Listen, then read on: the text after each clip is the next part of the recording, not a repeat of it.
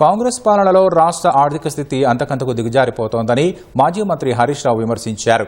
కేసీఆర్ పాలనలో రైతులకు అన్ని విధాలుగా కరెంటు ఇచ్చారన్న ఆయన సీఎం రేవంత్ రెడ్డి పాలనలో 1.58 లక్షల కోట్ల అప్పులు చేశారన్నారు. హైదరాబాద్లో రేవంత్ రెడ్డి వచ్చాక 5 వంతెనలకు రంగులు మాత్రమే వేశారన్నారు. రైతు బంధు ఎగ్గొట్టారని సీఎం రేవంత్ రెడ్డిపై విమర్శలు గుప్పించారు. రేవంత్ రెడ్డి వచ్చినాక 58 బంధు పెట్టిండు, 59 బంధు పెట్టిండు. పైసలు కట్టిన వాళ్ళకి కూడా పట్టాలు రాని పరిస్థితి ఏర్పడ్డది. అంటే మాటలకు ఎక్కువ, చేతలకు తక్కువ. అప్పుడు ఏమన్నాడు, రైతు బంధు ఇవో కేసీఆర్ 10,000 ఇస్తుండు, నేను రాగానే 15,000 ఇస్తా అన్నాడు. ఏమైపోయింది, కొండ నాలుగకు మందేస్తే ఉండ నాలుగు ఉడకపోయిందట. 15,000 కాదు కదా, 10,000 కూడా దిక్కులేవు కదా. వానకాలం రైతు బంధు ఇచ్చిండా, ఎగబెట్టిండు. యాసంగి రైతు బంధు ఏం చేసిండు, ఒక 40 పైసలు వేసిండు, 60 పైసలు ఎగ్గొట్టిండు.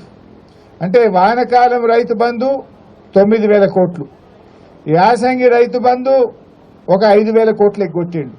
రెండు కలిపితే ఎంత, 9,5 14,000 కోట్లు రైతు బంధు కింద కేసీఆర్ ఇచ్చే పైసలు రేవంత్ రెడ్డి వచ్చినాక బంద్ అయినాయి.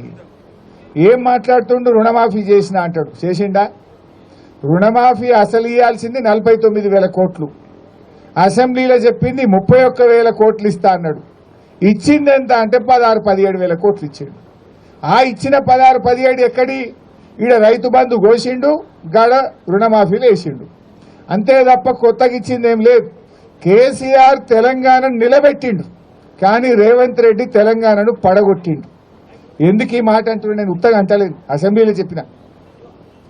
మన రాష్ట్ర ప్రభుత్వ జీఎస్టీ ఆదాయం ఇవాళ తగ్గిపోయింది.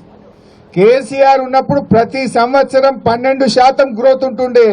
రేవంత్ రెడ్డి వచ్చినాక దేశ సగటులో సగానికి సగం పడిపోయింది తెలంగాణ జీఎస్టీ ఆదాయం. భారతదేశం 10% జీఎస్టీ గ్రోత్ రేట్ సాధిస్తే తెలంగాణ కేవలం 5% మాత్రమే ఈ సంవత్సరం జీఎస్టీలో గ్రోత్ రేట్ సాధించింది.